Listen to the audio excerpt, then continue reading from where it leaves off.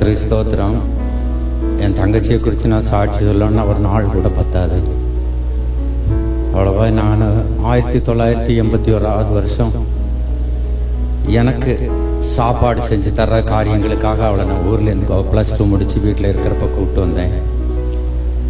இங்கே நாங்கள் 2 பேரும் ஒரே ஒரு 10க்கு 10 ரூமில் தான் இருந்தோம். இருந்த பின்பு எனக்கு மேலே அவள் ரொம்ப அன்பு காட்டுவாள். என்னை ஆவிக்குரிய வாழ்க்கையில் எனக்கு ஒரு தாயா, எங்கள் அம்மாவுக்கு பின்னாடி என்னை தாய் போல நடத்தினவ. என்னுடைய எல்லா காரியங்களிலேயும் எந்த காரியமும் நானும் அவளும் விவாதிக்காத நாளே கிடையாது. என்னை குறித்து அவள் பேசினா, என்கிட்ட பேசினாங்க, நாங்கள் 2 மணி நேரமாவது ஃபோனில் பேசினாலும் 2 மணி நேரமாவது பேசிச்சுட்டு இருப்போம். அதுபோல் சில நாட்களில் நான் ஆரம்ப நாட்களில் நான் வேலைக்கு போயிட்டு வந்து ஒரு வாரம் முழுவதும் நான் வீட்டுக்கு வர மாட்டேன்.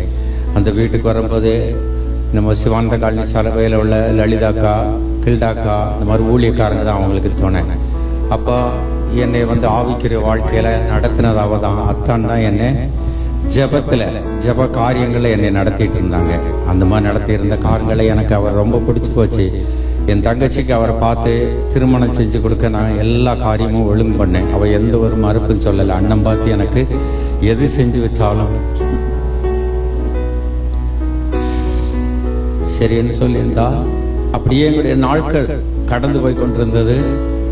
எங்களுக்குள்ள எப்பவுமே எந்த பிரிவினையோ பாகுபாடோ சண்டை சச்சரவுகளோ எங்களுக்குள்ள வந்ததில்லை. அதாவது இப்படி ஒரு அண்ணன் தங்கச்சிய உலகத்துல இருப்பாங்களோ இருக்க மாட்டாங்களோ எனக்கு அது தெரியாத. நாங்க அப்படி இருந்தோம். எங்க அத்தானே அந்த மாதிரி தான் இருந்தாங்க.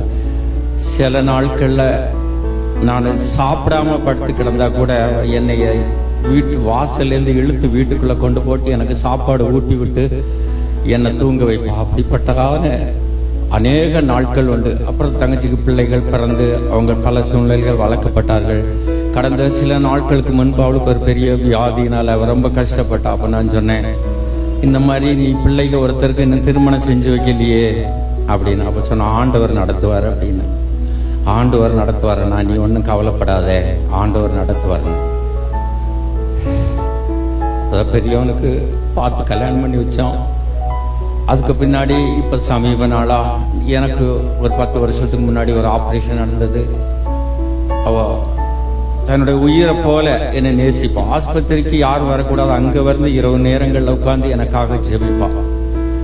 ஜெபிச்சு அப்படியான பல உதவிகள், காரியங்கள், ஏழை எளியோரை நடத்துகிற காரியங்கள், தாங்குற காரியங்கள் அவளுக்கு நிகர் அவதான். அந்த மாதிரி செய்வா. அதே மாதிரி அநேக காரியங்களை நமக்கு சொல்லி தருவா. வேத வசனங்களை சொல்லி தருவா. நான் இப்படித்தான் வாழணும், இப்படித்தான் வாழணும். உலகத்துல நம்ம ஒண்ணு சம்பாதிக்காட்டும் பரவாயில்ல, நம்ம பரலோகத்துக்கு போகணும், அம்மா நம்மளை எப்படி நடத்துனாங்களோ அந்த வழியில நம்ம போகணும்னு சொல்லி அநேக காரியங்களை குறித்து சொல்லி தருவான். அப்போ அவளுக்கு ரொம்ப முடியாதப்ப நான் வந்தேன். அப்பா சொன்னா, இவனுக்கு நீ ஒரு கல்யாணத்தை எப்படியாவது நீ எனக்கு கல்யாணம் பண்ணி வச்ச, பெரியவனுடைய காரியம் முடிஞ்சு இவனுக்கு நீ ஒரு கல்யாணம் பண்ணி வச்சிரு அப்படின்னு சொல்லி சொன்னான். உடனே தீவிரமா அவனுக்கு பார்த்து கல்யாணம் பண்ணி வச்சோம். கடைசி அவள் பார்த்தது அவளோட சின்னவனோட திருமண காரியத்தை பார்த்தா. ஊருக்கு அவளை கூட்டிட்டு போக முடியாத சூழ்நிலையிலையும் கூட்டிட்டு போய் அவனோட திருமணத்தை காமிச்சு கொடுத்து இப்படியா எங்க காரியங்கள்லாம் நடந்தது. அவ எங்களுக்கு செஞ்ச நன்மை, குடும்பத்துக்கு செஞ்ச நன்மை, அவளுடைய ஜப வாழ்க்கை, அவளுடைய தான தர்மங்கள், ஏழை எளியோருக்கு செய்கிற காரியங்கள், ஆத்ம ஆதாயம், அவருடைய ஜப வாழ்க்கை, அவ குடும்பத்தை கட்டி எழுப்பின காரியங்கள், இதெல்லாம் சொல்லணும்னா இன்னும் ஒரு நாட்கள் போதாது. அதுக்கு இப்ப நேரம் இல்லை. அதனால இந்த நாள்லயே நாங்கள் அவளை இழந்திருக்கிறோம். எங்களுக்கு முன்னால அவ கடந்து போயிட்டா, நாங்க அவளை இழந்திருக்கோம். அந்த பரலோகத்துல போய் பாப்பக்கிறது ஒரே நம்பிக்கையோட